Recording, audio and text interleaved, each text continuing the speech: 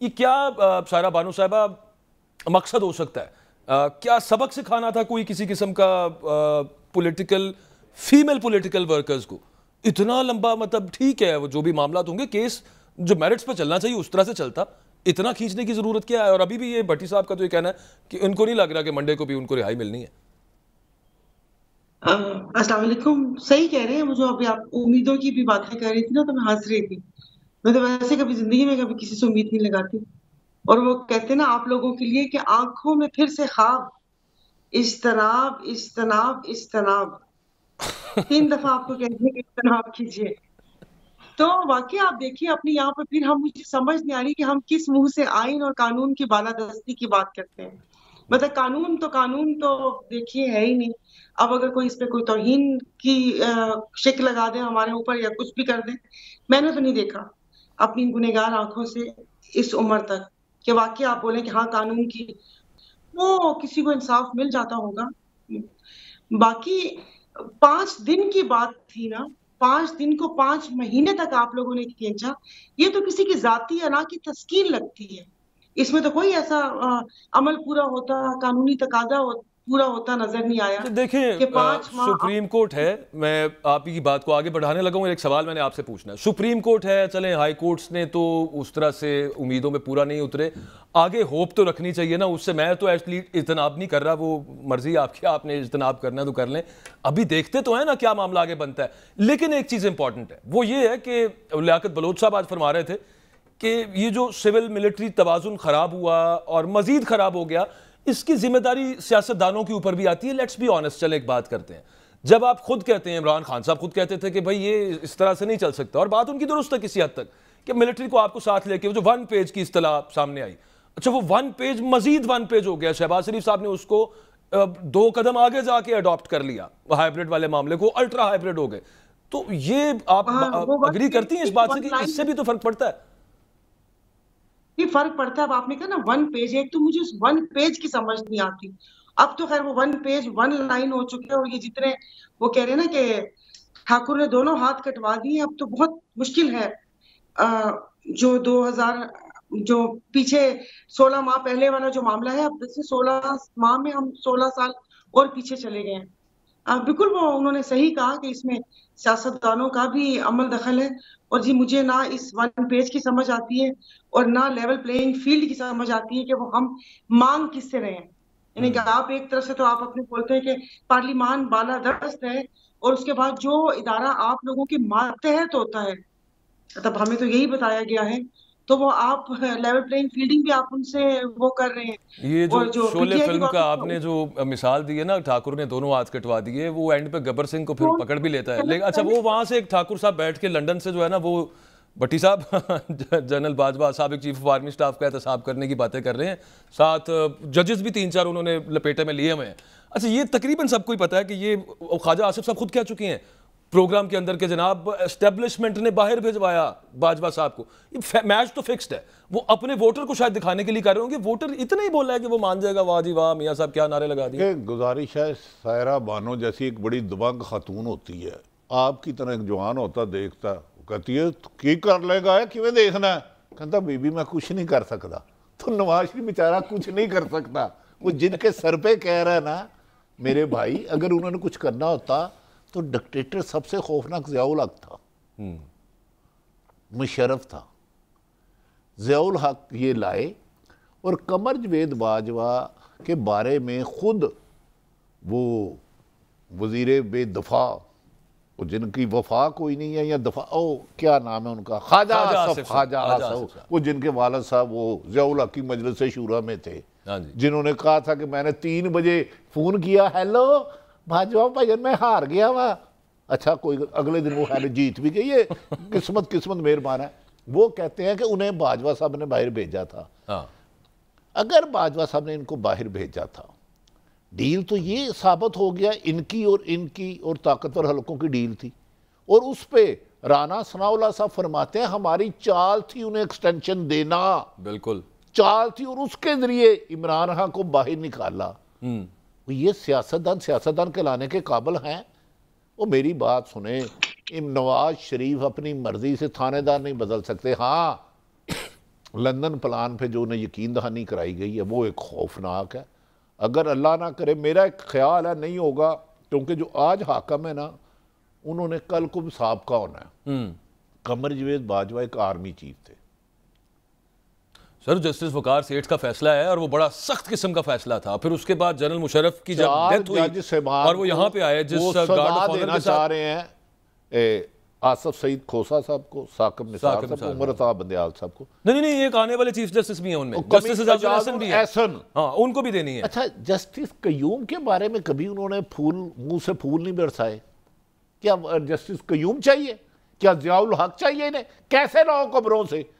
کون سا اعلیٰ کار ہے؟ جتنا مرضی طاقتور ہو جائے وہ مردوں کو زندہ نہیں کر سکتا. جتنی مرضی طاقتور ہو جائے، آپ 10,000 50,000 گرفتاریاں کر لیں گے، آپ 1,00,000 گرفتاریاں کر لیں گے، آپ 100 دفعہ ضمانت ہو 100 دفعہ گرفتار کر لیں گے، لیکن ضیاء الحق کو زندہ کر کے دکھائیں. ارے بات آپ کی درست ہے. نواز شریف صاحب کو ہمیں کسی نے ٹرک دی بتی پیچھے لایا ہے. وہ دیکھیں ایک دفعہ انہوں نے معذرت کے ساتھ مشرف صاحب کے خلاف بھی تو انہوں نے کوئی ٹریزن کا معاملہ چلا لیا تھا. پھر بنا کیا ان کے ساتھ وہ ہم نے دیکھا.